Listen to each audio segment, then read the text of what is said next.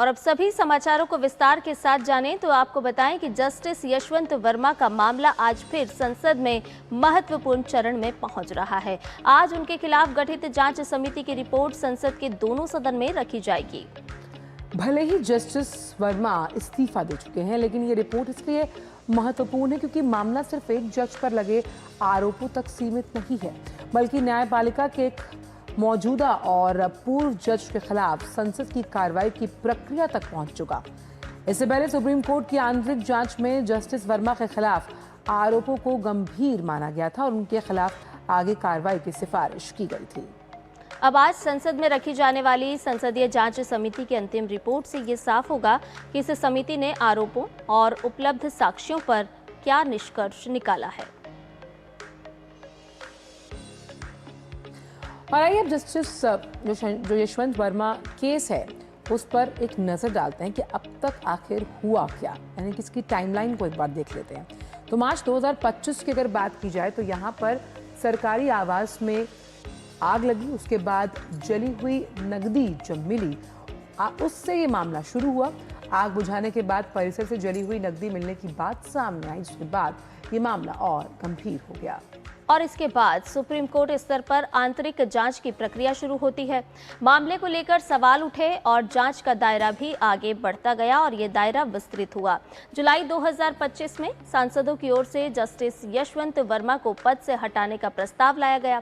फिर इसके बाद 12 अगस्त 2025 को स्पीकर ने इस मामले की जांच के लिए 3 सदस्यीय जांच समिति का गठन कर दिया और फिर जांच समिति ने मामले से जुड़े जो तमाम तथ्य थे और आरोप उनकी पड़ताल की।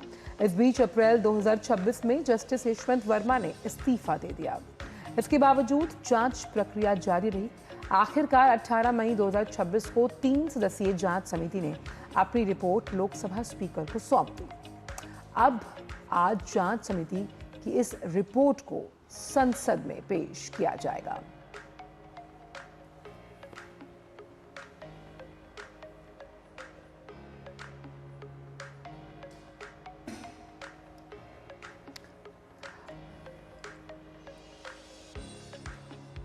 और इसी बड़ी खबर पर ज्यादा जानकारी के साथ हमारे संवाददाता ऋषि कुमार जुड़ गए हैं। ऋषि, आज संसद में जस्टिस यशवंत वर्मा से जुड़ी जो रिपोर्ट पेश की जाएगी, कौन कौन से ऐसे तथ्य और साक्ष्य हैं जो समिति को मिले हैं? देखिए, जहाँ तक आज की पार्लियामेंट की जो प्रोसीडिंग्स हैं इनको देखें तो निश्चित तौर से यह समिति की जो रिपोर्ट है जो लोकसभा अध्यक्ष को पहले सौंपी गई और उसके बाद अब इसे सदन के पटल पर रखा जाएगा। समिति की रिपोर्ट्स के जो तथ्य होते हैं, जो जांच के पहलू होते हैं, निश्चित तौर से जब टेबल किया जाता है तभी वो सार्वजनिक होते हैं। इस पूरी जांच रिपोर्ट में इस बात को ज़रूर तफ्तीश करने की कोशिश की गई है कि उन पर जो अब तक आरोप लगे हैं उनकी सही वस्तु स्थिति क्या है और जिस तरीके से उनके घर पर नोट जलने की जो घटनाक्रम हुआ और उनका वहाँ से जो ट्रांसफ़र है वो किया गया, दूसरे कोर्ट में भेजे जाने का जो मसला था वो आया और उसके बाद उन्होंने इस्तीफ़ा दिया। तो पूरे के पूरे घटनाक्रम से क्या कुछ परिणाम सामने आए हैं और क्या वजह रही हैं, क्योंकि हम जानते हैं कि संसद के पास ही एकमात्र अधिकार होते हैं हाई कोर्ट और सुप्रीम कोर्ट के जजेस से संबंधित जो भी उनके कृत्य हैं उस पर कोई भी टिप्पणी करने या उनके खिलाफ महाभियोग चलाने की जो पूरी प्रक्रिया है वो अधिकार सिर्फ संसद के पास होते हैं। लोकतंत्र में संसद सर्वोच्च है, संसद जो है लोगों के लिए जवाबदेह है। तो उसी जवाबदेही को इस रिपोर्ट में कोशिश की गई होगी कि किस तरीके से उन्होंने अपना जो पूरा का पूरा उनका जो जस्टिस के तौर पर जो आचरण है उसकी इसमें समीक्षा की गई होगी और जो तथ्य हैं उन तथ्यों को ज़रूर आज सदन को अवगत कराया जाएगा। रिपोर्ट जब पूरी सार्वजनिक होगी तो निश्चित तौर से ये पहलू सामने आएंगे कि क्या क्या पहलू उनके कार्यकाल के दौरान देखे गए। लेकिन इस पूरे घटनाक्रम में इतना तो तय है कि संसद के प्रति जवाबदेह यानी कि जनता के प्रति जवाबदेह की जो प्रक्रिया है वो भारत में बहुत शिद्दत से आगे बढ़ाई जाती है और संसद में आज जब ये रिपोर्ट आएगी तो तमाम पहलुओं को भी आज उजागर होते हुए हम देखेंगे। जी ऋषि, क्या दोनों ही सदनों में ये रिपोर्ट रखी जाएगी, लोकसभा और राज्यसभा? और दूसरी बात कि जब भी संसदीय समिति की रिपोर्ट पटल पर रखी जाती है तो क्या उसमें किसी तरह की अनुशंसा भी की जाती है क्या? देखिए, जहाँ तक कोई भी रिपोर्ट आती है तो दोनों ही सदनों में रखी जाती है, ये प्रक्रियागत है, क्योंकि दोनों ही सदन सिर्फ और सिर्फ अगर एक मामले को देख दें तो राज्यसभा और लोकसभा में अंतर है, वो है वित्त विधेयक। जो मनी बिल होता है उसके आधार पर अलग अलग प्रक्रियाएं देखी जाती हैं, अन्यथा किसी भी प्रक्रिया में दोनों ही सदन समान रूप से यहाँ पर कार्य करते हैं। और कोई भी विधेयक होता है, कोई भी समिति की रिपोर्ट होती है, अक्सर हम देखते हैं कि कई सारी समितियां बनती हैं, तो अधिकांश समितियों में दोनों ही सदनों के सदस्य होते हैं, लेकिन कुछ समितियां ऐसी होती हैं जिसमें एक ही सदन के सदस्य होते हैं, लेकिन दोनों ही सदनों के जो कामकाज हैं वो एक दूसरे सदन को ट्रांसफ़र किए जाते हैं, उनको सूचित किया जाता है और अवगत कराया जाता है, क्योंकि संसद जो है वो राज्यसभा और लोकसभा और राष्ट्रपति तीनों से मिलकर बनती है। तो ऐसे में जब ये दोनों रिपोर्ट दोनों सदनों में जब ये रिपोर्ट आ जाती है तो तीसरा पहलू होता है कि राष्ट्रपति के पास भी ये सूचना भेजी जाती है। तो इस तरीके से जो संसद है वो अपना काम करती है। जी चलिए, आप हमारे साथ बने रहिएगा, क्योंकि आगे की जो खबरें हैं वो भी संसद की कार्यवाही से जुड़ी हुई हैं। आपके पास वापस आएंगे कुछ और जानकारियों के लिए। तो संसद के दोनों सदनों में आज कुछ अहम बिल सरकार की ओर से पास कराने की मॉनसून सत्र का, क्योंकि कल आखिरी दिन है, कोशिश रहेगी कि ये जो बिल हैं वो लोकहित राष्ट्रहित से जुड़े हुए हैं। लोकसभा में आज खान और खनिज विकास से जुड़े बिल पर चर्चा होनी है। वहीं राज्यसभा में गृह मंत्री अमित शाह केरल का नाम बदलने वाला बिल विचार के लिए पेश करेंगे। कल ये बिल लोकसभा में पास हो चुका है। इसके अलावा राष्ट्रीय सहकारी विकास निगम अधिनियम 1962 में संशोधन से संबंधित विधेयक भी राज्यसभा में आज चर्चा और पारित कराने के लिए रखा जाएगा। तो दोनों ही सदनों में आज अहम बिल सूचीबद्ध हैं। लेकिन इससे पहले अगर कल की बात की जाए तो संसद के अंदर और बाहर खूब हंगामा देखने को मिला। एक तरफ एनडीए के सांसद झारखंड के छात्र आंदोलन से कांग्रेस और विपक्ष की दूरी और राहुल गांधी की खामोशी पर सवाल उठा रहे थे और बैनर पोस्टर लहरा रहे थे कि राहुल गांधी भागो मत।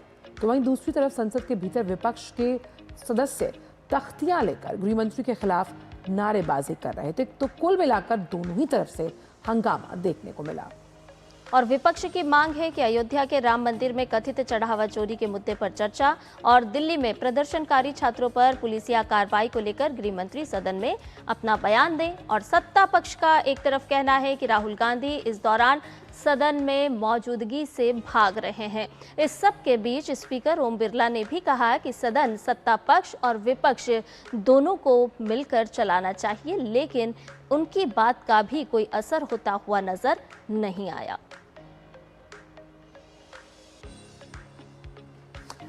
वहीं क्या आज एफसीआरए बिल पर चर्चा लोकसभा में हो पाएगी?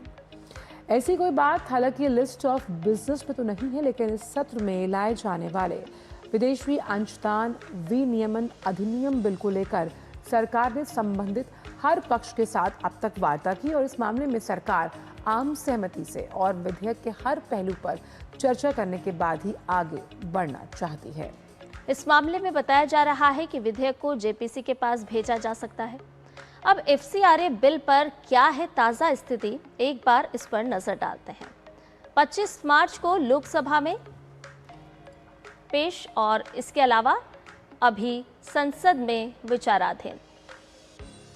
अब अच्छी और अहम बात यह है कि सरकार ने एफसीआरए से जुड़े जो हर पक्ष है उससे बात की है और संसद के अंतर्गत अभी ये विचाराधीन है। विधेयक के विरोध में लगातार विपक्ष जो है वो खड़ा हुआ नजर आया और बिल पर सहमति बनाने की कोशिश लगातार सरकार कर रही है।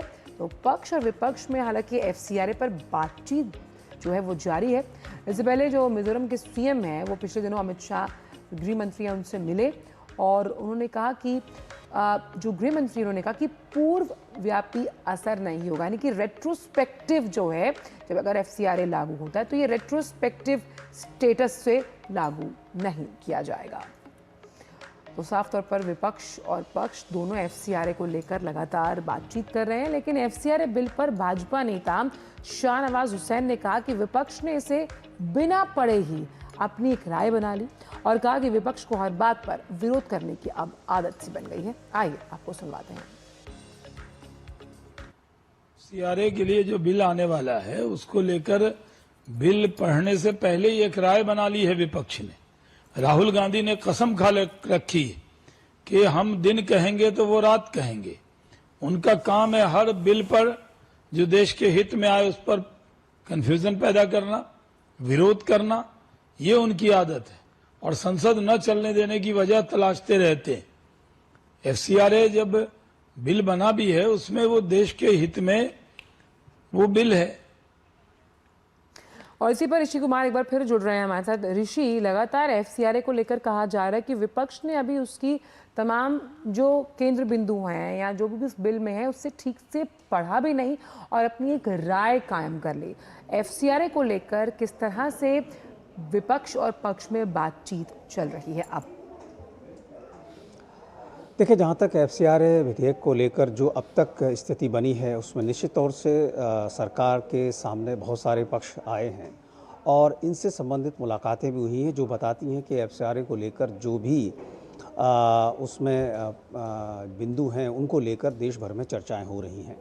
इन चर्चाओं को विराम देने की सरकार की पुरजोर कोशिश है। सरकार ने अब तक इस विधेयक से संबंधित बहुत सारे पहलुओं को सभी पक्षों के सामने रखा है और विपक्ष यहाँ पर हमने देखा है, ख़ास तौर से कांग्रेस की तरफ से तो इसका विरोध किया ही जा रहा है, लेकिन इसके अलावा जो समाजवादी पार्टी है या एनसीपी शरद पवार गुट है वो भी इसका विरोध कर रहा है। तो कुल मिलाकर लबोलुबाब ये है कि समूचे विपक्ष के अधिकांश जो लोग हैं वो इस विधेयक के विरोध में हैं।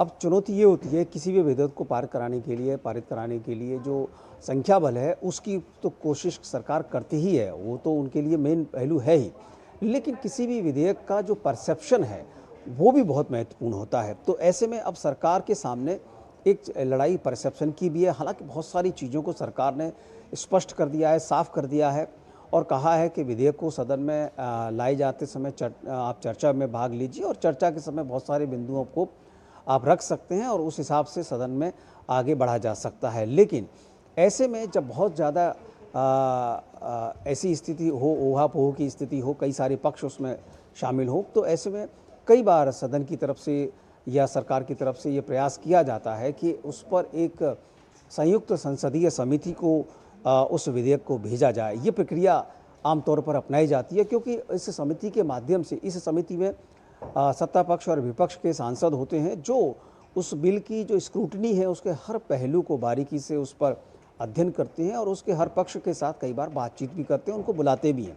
समिति के सामने उन लोगों को भी बुलाया जाता है जो इस विधेयक से संबंधित, कानून से संबंधित अपना कोई भी राय रखते हैं और उनके पास कोई भी ऐसा पक्ष है जो विधेयक को प्रभावित करने वाला है, विधेयक के पहलुओं को प्रभावित करने वाला है। तो उन सब चीज़ों को उस समिति में बहुत गहनता के साथ परीक्षण किया जाता है और एक रिपोर्ट तैयार की जाती है और इस रिपोर्ट के आधार पर सरकार ये तय करती है कि इस रिपोर्ट में क्या कोई बदलाव है और अगर बदलाव है तो एक बार फिर से उस विधेयक में संशोधन करके कैबिनेट के पास करके उसको एक बार फिर से इंट्रोड्यूस किया जाता है। ये पूरी प्रक्रिया है। तो ऐसे में अब इस प्रक्रिया को देखते हुए लगता है कि जो भी कल से खबरें आ रही हैं, अब तक जो तमाम पहलू सामने आए हैं, तो ये संभावना व्यक्त की जा रही है कि इसको जेपीसी को भेजा जा सकता है, लेकिन अभी तक इसे सूचीबद्ध नहीं किया गया है। लेकिन अक्सर ये होता है कि इस तरीके के पहलुओं को सप्लीमेंट्री लिस्ट के माध्यम से सूचीबद्ध करके सदन में लाया जाता है और जब सदन में सहमति बन जाती है कि इसको जेपीसी को भेजा जाए तो वो प्रक्रिया आगे बढ़ जाती है। जी, बहुत धन्यवाद ऋषि, तमाम जानकारी के साथ हमसे जुड़ने के लिए।